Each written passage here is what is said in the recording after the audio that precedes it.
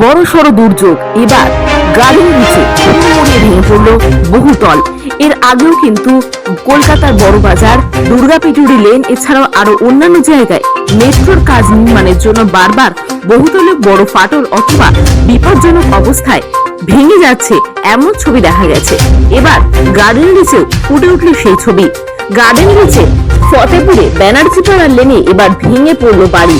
কলকাতা পৌরসভার 134 নম্বর ওয়ার্ডে বাড়ি ভেঙে বড় সড় বিপত্তি। উদ্ধার কাজে দমকল এবং ডিজাস্টার ম্যানেজমেন্ট টিম নেমেছে।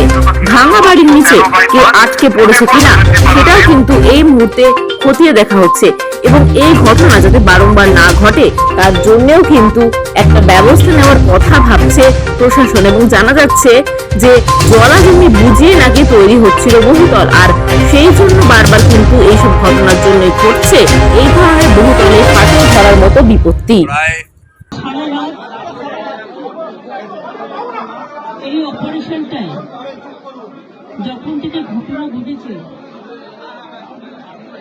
কলকাতা পুলিশ কমিশনার স্পটে ছিলেন। তিনি আমাকে টাইম টু টাইম মেসেজ দিয়েছেন এটা ডিজাস্টার।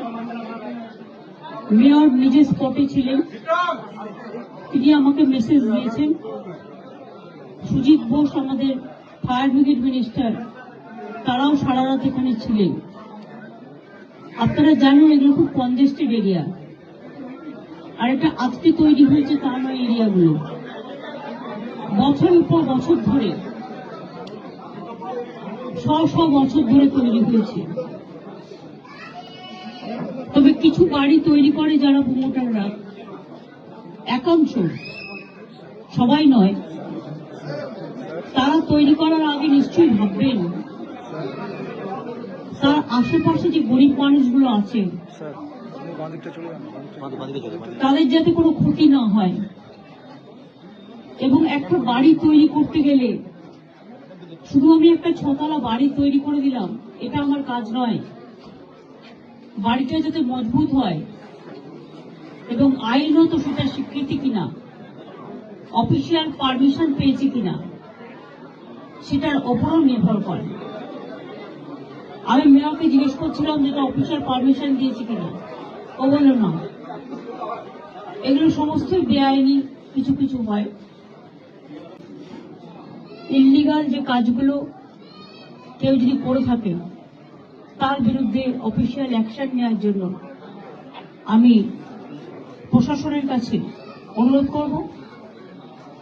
আর যে পরিবারগুলো আজকে অসহায় হয়ে গেছে তাদের পাশে তো সরকার দাঁড়াবে, এবং ডিজাস্টারে সরকার অলওয়েজ হেল্প করতে পারে, অফিসাররা করে দেবেন।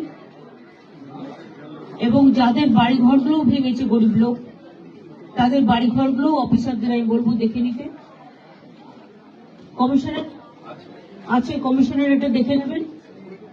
তাদের পরিবারগুলো প্লাস যারা ইনজিউর্ড হয়েছে তাদের পরিবারগুলো, প্লাস ঘর বাড়িগুলো, প্লাস বেআইনি যে কাজের জন্য এই ঘটনা ঘটেছে অ্যাকশন নেওয়ার জন্য। এই কথাগুলো আমি বলে গেলাম। আমি একটু এখান থেকে হসপিটালে যাব, কারণ পরিবার পরিজনরা হসপিটালে আছে, তাদের সাথে একটু দেখা করবো।